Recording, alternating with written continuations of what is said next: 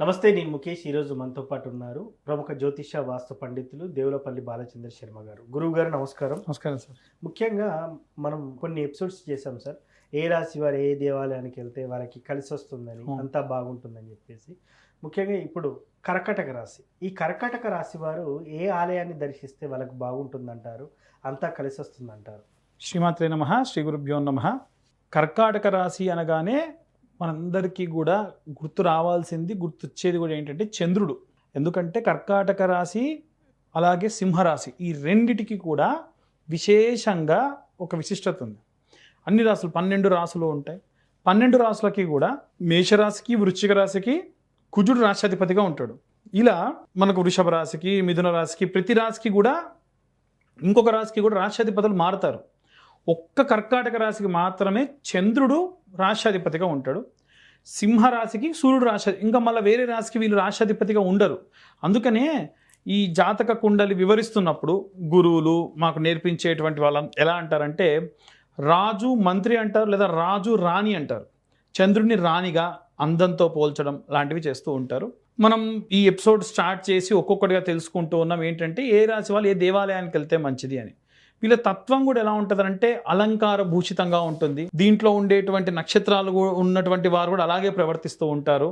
కాబట్టి ఎక్కువ అలంకార ప్రియులుగా ఉండేటువంటి చంద్రుడిని అలంకారంగా పెట్టుకున్నటువంటి వాడెవరు? శివుడు. అందుకే ఆయన చంద్రమౌళీశ్వర అని పిలుస్తారు.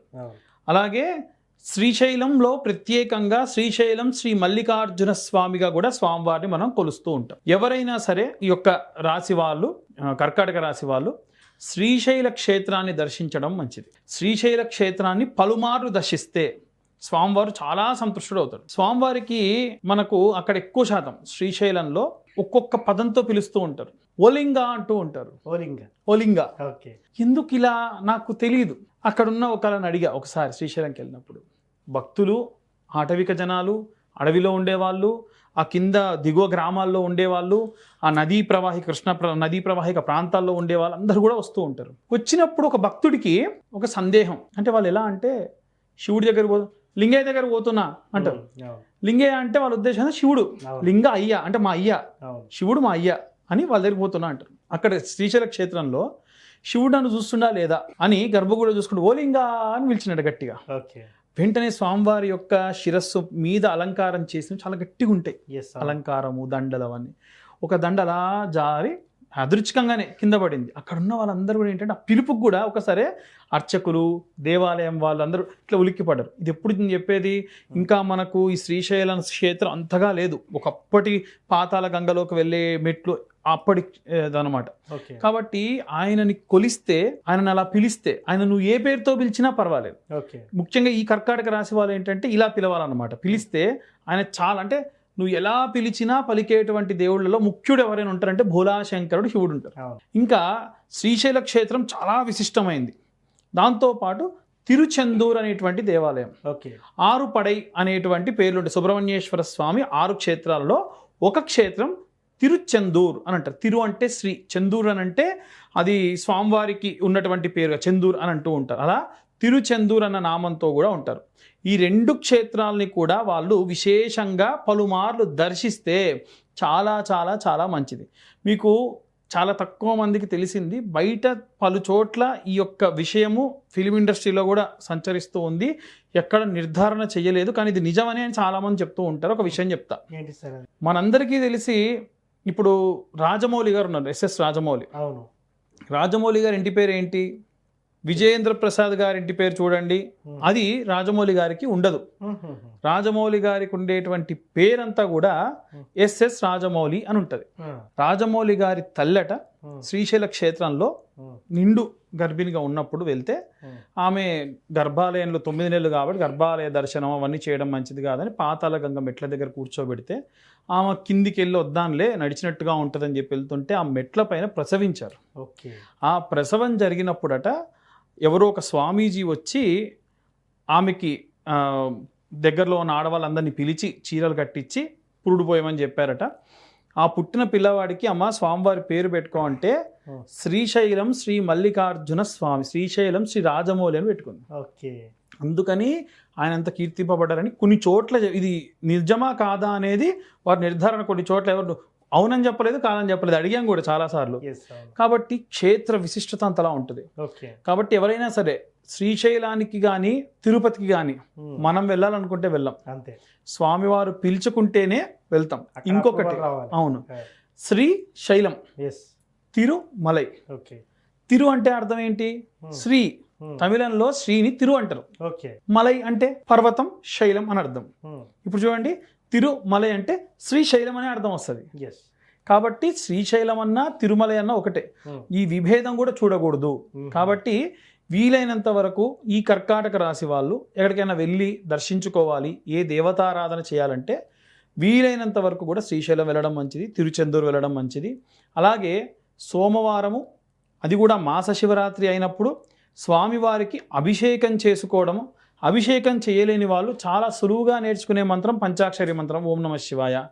ఇంకా ఒక్క అడుగు మనం ఎక్కి నేర్చుకోగలిగిన మంత్రం ఇంకోటి ఉంది. అదేమిటంటే త్రయంబకం యజామహే సుగంధిం పుష్టివర్ధనం ఊర్వారుకమివ బంధనాన్ మృత్యోర్ముక్షి యమామృతాత్. మృత్యుంజయ మంత్రం.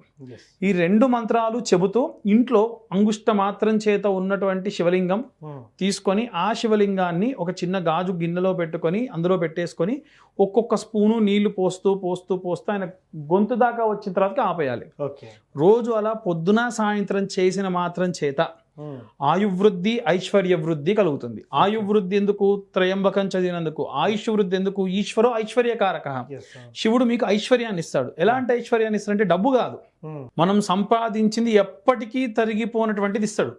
మనం సంపాదించింది ఎప్పటికీ తరిగిపోయింది జ్ఞానము, రెండవది మంచి పేరు, మూడవది నువ్వు కష్టకాలంలో ఉంటే డబ్బుతో సంబంధం లేకుండా, నువ్వు ఇస్తావా లేదా సంబంధం లేకుండా వచ్చి సహాయం చేసేటువంటి బంధుమిత్రులు, ఇవి కదా కావాల్సింది. కాబట్టి శ్రీశైలంకి వెళ్ళినా శివుడిని ఆరాధించిన ఈ పరమైనటువంటి శక్తి వారికి లభిస్తుంది. ముఖ్యంగా కర్కాటక రాశి వారు శ్రీశైలానికి వెళ్ళడం మంచిది. కర్కాటక రాశి వారు ఏ దేవాలయాన్ని సందర్శించాలని చాలా చక్కగా చెప్పారు సార్. ముఖ్యంగా ఇంకొక సందేహం ఏంటంటే వ్యక్తిగత జాతకం కూడా ఇంపార్టెంట్ అని మీరు చాలా ఖచ్చితంగా ఉంటారు. మనకు వ్యక్తిగత జాతకంలో కూడా ఉదాహరణకు ఇప్పుడు నేను కర్కాటక రాశి వారిదే తీసుకున్న, చంద్రుడు రాష్ట్రాధిపతిగా ఉన్నటువంటి వారు శివుడితో పాటు గౌరీ దేవతను కూడా ఆరాధించవచ్చు. ఇది ప్రత్యధి దేవతగా గౌరీ అమ్మవారు ఉంటారు. కాబట్టి ఇప్పుడు గౌరీ అమ్మవారు ఉన్న వాళ్ళు ఒకవేళ ఇంట్లో వారికి ఎవరన్నా ఇంటి దేవత ఉంటే కనుక వారు కూడా ఏం చేయొచ్చు అంటే ప్రతి శుక్రవారం లేదా ఆదివారము అమ్మవారి దేవాలయానికి వెళ్ళినా, లేదా మీ ఇంట్లో ఏదైనా మంచి ఫంక్షన్ జరిగింది, లేదు మీకు కొంత డబ్బు వచ్చింది, ఇంక్రిమెంట్ వచ్చింది, శాలరీ వచ్చింది, ఇంకేదైనా సరే ఆస్తి వచ్చింది, ఏమైనా వచ్చినా కానీ నా ఇంటి ఆడబిడ్డగా అమ్మవారిని తలుచుకొని అమ్మవారికి మనం ఏదో ఒకటి పసుపు, కుంకుమ, చీర, గాజులు, ఇవి చాలు. ఎరుపు అంటే కోసడం తినడం ఇవే కాదు. అమ్మవారికి మనం ఎరుపు చేయడం అంటే ఎర్రటి చీర, కుంకుమ కేజీంబావు, పసుపు కేజీంబావు, గాజులు ఇలాంటివి సమర్పిస్తే కూడా విశేషమైన శక్తి కలుగుతుంది. ఇది జాతక రీత్యా, ఒకవేళ వాళ్ళ జాతక రీత్యా కనుక నేను ఏది పూజ చేసుకోవాలి, జాతకం చూయించుకొని, జాతకంలో ఇంకా కొంతమందికి నడిచే దశను బట్టి ఉంటుంది. ఉదాహరణకు ఒకరికి శని మహర్దశాకాలం నడుస్తుంది అనుకోండి, శివుని పూజిస్తే చాలు, ఎందుకంటే ఆయనను మించి ఇంకెవరు రారు. అలా కాకుండా రాహు మహర్దశ ఉంటే అమ్మవారిని పూజించాలి. ఈ రెండే మనకు ప్రతికూల పరిస్థితులు విపరీతంగా ఇచ్చేవి. ఇంకా కుజదశ వస్తే సుబ్రహ్మణ్యేశ్వర స్వామి. కాబట్టి ఈ ముగ్గురి ఆరాధన చేయడం అనేటువంటిది చాలా విశేషమైనటువంటి శక్తిని ఇస్తుంది. ముఖ్యంగా కర్కాటక రాశి వారికి ఏ ఆలయాన్ని సందర్శించాలని చాలా చక్కగా చెప్పారు సార్. ధన్యవాదాలు.